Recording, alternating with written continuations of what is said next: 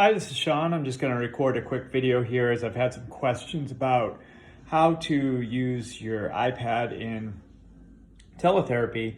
As you may know, we could show our iPad screen and use the apps as a visual stimulus to get students talking and making choices and producing language, but we can't cursor control. A few weeks ago, I did share with you the BlueStacks application you can download for Mac or PC that lets you put Android like apps on your desktop. It's an Android emulator, but here I'm just going to show what you can do with your iPad. And I'm going to show this with a Mac, but I'll also talk about what you can do with a PC. Okay, but I'm going to start with if you have a Mac, there's a pretty easy way to do this. Notice I left my background music on, and it's playing on Alexa because I thought that would be fun. With a Mac, you start by, you have your charging cable, okay, which you pull out of the block. It's called the lightning cable. So it's got USB on one end and the lightning cable on the other end, okay? Sorry, I'll try to keep this as steady as we go, but I wanted to show you as we're connecting possibilities. So this just goes in, there's ports on either side.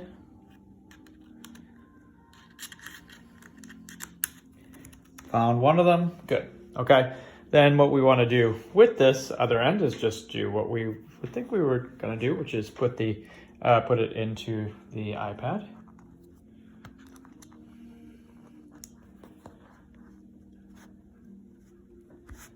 There, with some difficulty, did that, okay. And we're not gonna really, this will prompt you maybe to sync your iPad or things like that, which we don't need to do. That's not really part of this process. Instead, we wanna show the iPad on our screen because then when we screen share, we can show the apps and do things with the apps. So the quickest way, if you've got a Mac, is if you open up QuickTime Player immediately wants you to, make a movie or open a movie. You can cancel. All right, and this is a little counterintuitive. What you do is File, New Movie Recording.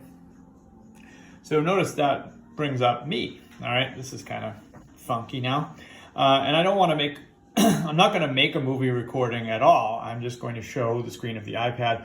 And if you go down here to this little menu, the way you're going to show your iPad is go there and change it to your iPad should show up in that menu and say, in that case, Sean's iPad Air. Okay, so now notice if I click here, nothing's going to happen. I don't have a home button. I have no control over the iPad through the Mac itself, right?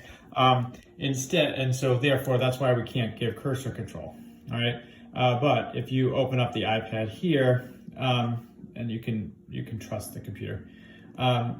Whatever app that you open up, I'm just opening up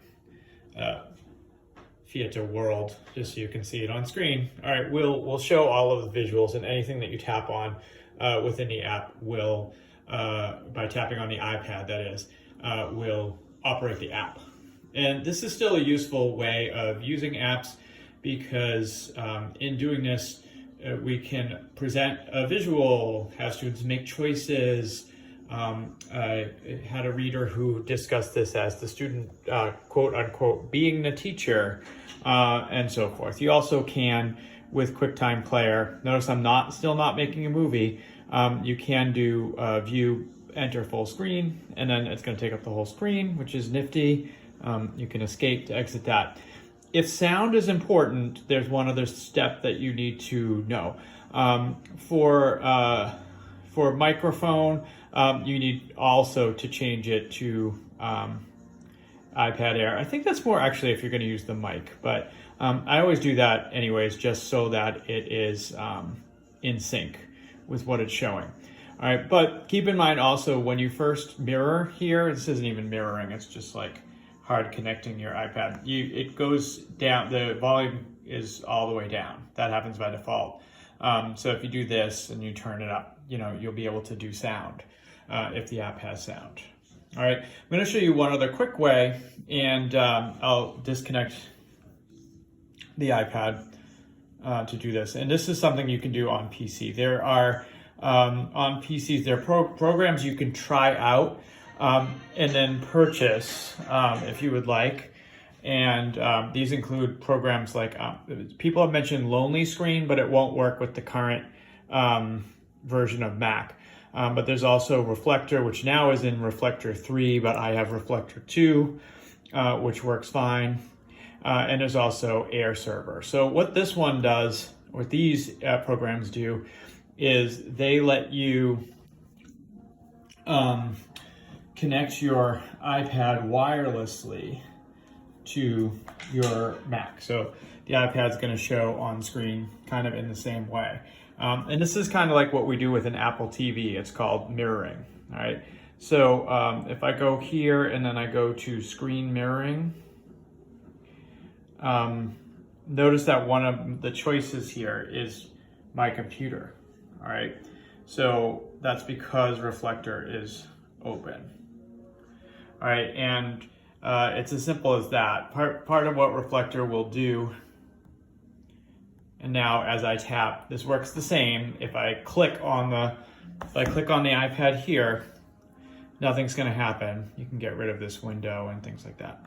I need to actually use to tap on the iPad to make an app open and things like that. This is just a PBS Kids app, Creaturizer.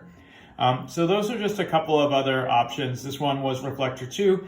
As I said, there's Reflector 3, which is the current one. There is Lonely Screen, which you could try on a PC. Didn't work on my Mac. And also Air Server. And these will let you try out the app and then you can purchase it. I think they're around like $14, $15 if you want to actually have the license for the software. And thank you very much. Hope this is helpful.